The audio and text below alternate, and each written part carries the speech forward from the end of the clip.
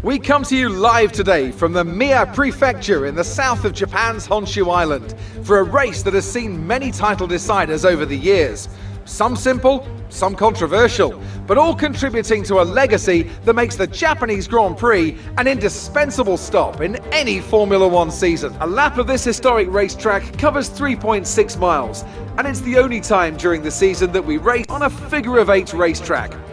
The drivers can expect some intense G-forces through the 18 corners on offer here as they experience some of the highest average apex speeds on the Formula One calendar. And keep an eye out for overtakes going into the final chicane.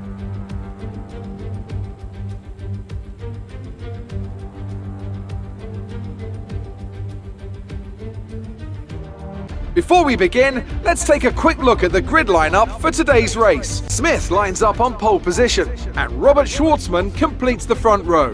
Looking at the rest of today's grid, we have Bottas, Verstappen, Sergio Perez, and Sainz, Hamilton, Leclerc, Norris, and Fernando Alonso, Gasly, Vettel, Antonio Giovinazzi, and Mick Schumacher, Russell, Ricciardo, they've taken a grid penalty, Nikita Mazepin and Nicholas Latifi, Ocon, Tsunoda, Raikkonen, and Lance Stroll brings the grid to a close.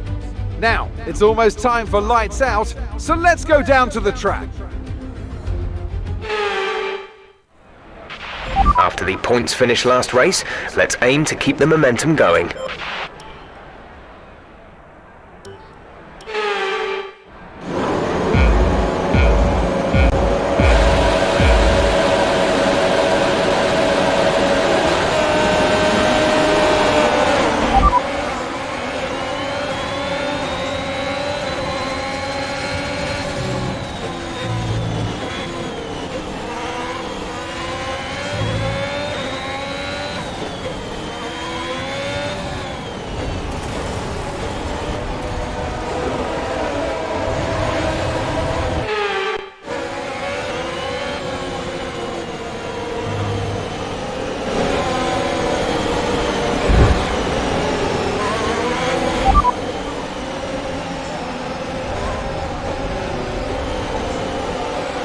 Okay, we can take you this lap.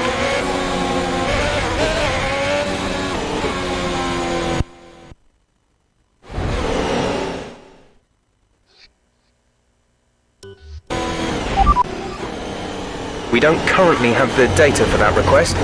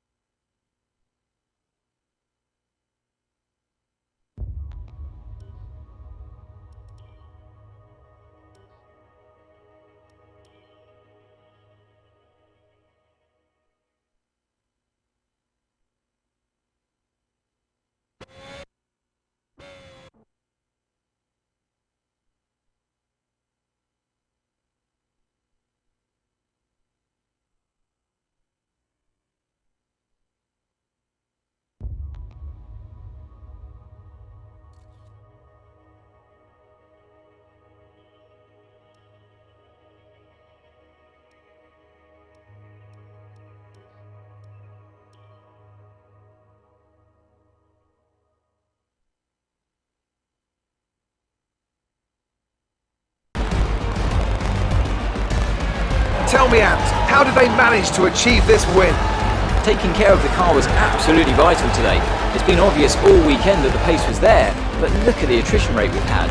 They would have been very concerned about any minor anomaly towards the latter stages of this Grand Prix. Long story short, I had some technical issues. Here comes your but I top fixed three it. making their way down to the podium for what can only be described as a fantastic day for Formula One. Yeah, and this video's only like 8 minutes long now. Can't believe I didn't unpause it after I had that crash. I had to do a whole bunch of things, and it turns out the controller... No, it wasn't even the controller. The steering wheel. Don't ask me why, but for some reason, as soon as I unplugged the steering wheel, I stopped spinning out. Let's focus on the driver of the day, Anthony Davidson. Who do you pick? For me, it's Kimi Raikkonen, someone who definitely doesn't get enough attention for how well he performs out on the track. The Constructors' Championship may be a foregone conclusion at the moment, but regardless, let's look at the standings. With that result, the sport's newest team can no longer be touched at the top of the table. What an incredible journey this has been for a team many had written off a short time ago. They are Formula One World Champions. Another team that excelled today was Williams, who make further progress up the table. And with that, we wrap up another weekend of motorsport. But with more races lined up, be sure to join us when we come back with more Formula One. Yeah, what I want to know is what the hell happened behind us. Pretty much half the field didn't finish. What happened? Didn't finish.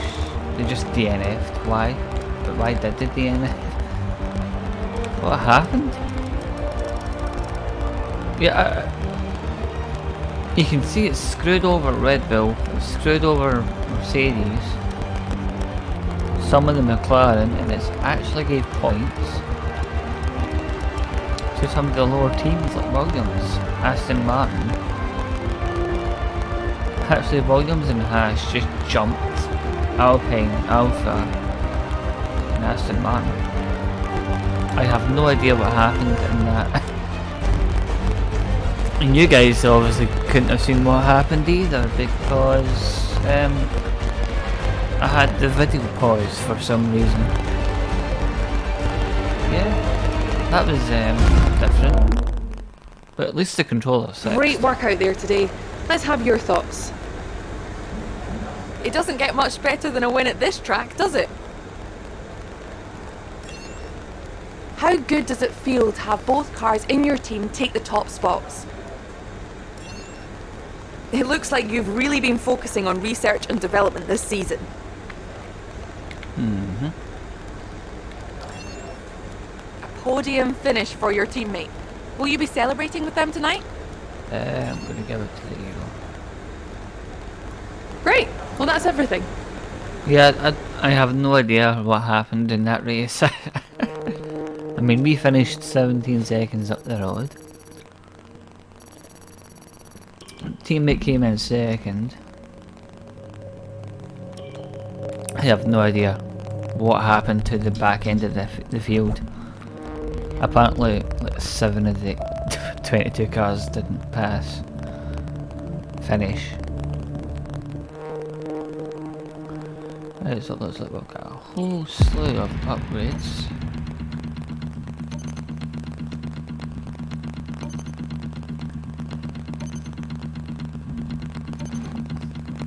Quite a big slew of upgrades.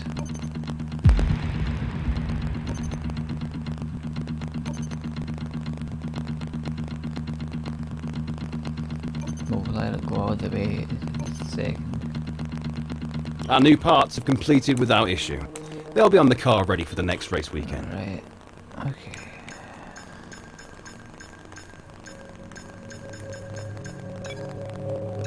Adopt that.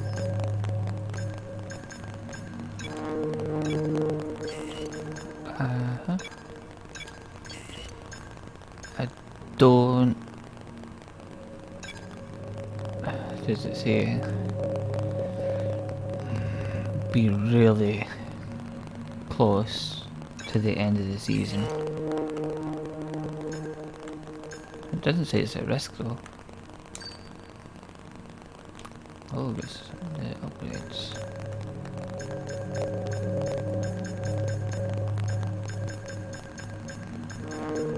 Oh, that's the upgrades we've got. Okay. I know we've got them. Protect that. Protect that. Protect that. So we've got 2 other parts.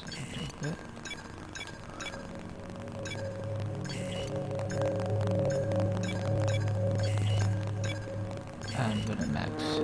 Right. So got a few more upgrades.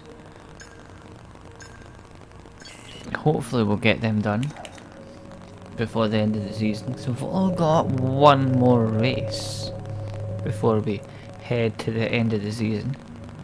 And I will catch you there. It's indeed Sao Paulo, Brazil. You're not currently in a rivalry. Sooner or later, you'll probably be asked by the media who you consider to be your rival.